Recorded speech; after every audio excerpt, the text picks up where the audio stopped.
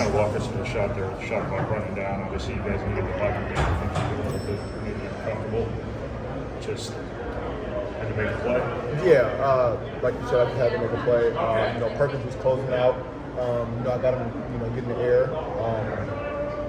I just trusted in my work. I stuck with it. I missed one right before that in the corner. My teammates and coaches have the utmost confidence in me. I just felt comfortable doing what I was doing. It went in.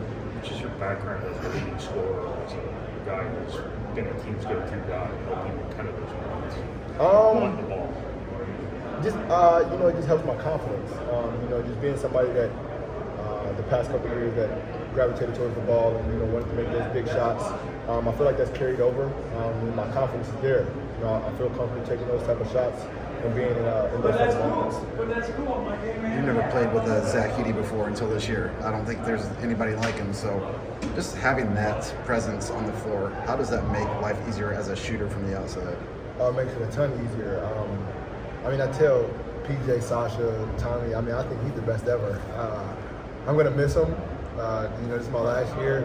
And PJ said in the summer that my job would be a whole lot easier playing with Zach. And just seeing it come to life, there's nothing I can say. He does everything for us and draws so much attention. So I feel like I'm doing him a favor by making those wide open shots. This is two road games in a row. Everything that you ran in the first half, and you make a run in the second half. You guys learn anything about yourself here, fending off these second half runs? We're just staying level-headed. They make runs.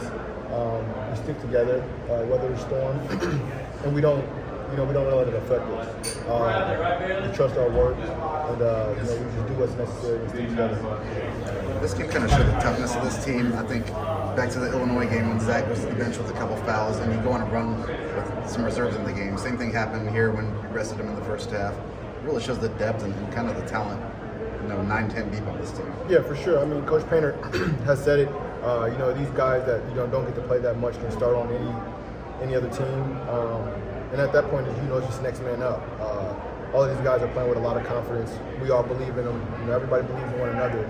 And so whoever's game it is or whoever's time it is in that moment, we believe in them. Kind of touching on that, you said trust a few times. How throughout the season has the trust just in each other to make the right play, to make an extra pass, to get the ball back to you, how has that grown as a team throughout the season? Just spending every day with each other, learning each other's strengths. That's pretty much it. Just building this brotherhood from going on a Europe trip. Just spending a lot of time together. That just kind of built that bond. And for you to be in the backcourt with someone like Brayden and all the things he does, just what does that allow you and your team to do? And is it times you guys have to almost tell Brayden you don't have to do everything at all times? The coaches tell him that all the time. But Brayden's a hell of a point guard. He's aggressive. And whatever he does, I trust. If he misses me on one possession and he says my bad, I tell him don't worry about it. I feel like he can see me even when he maybe doesn't see me. And that's just the type of point guard he is. He runs our offense. He gets us going. He's the head of the snake.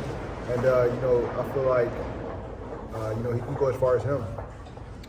Perkins was kind of a handful in the second half. What was he doing against your style of defense that so productive? It was on me. I wasn't really getting into the ball enough.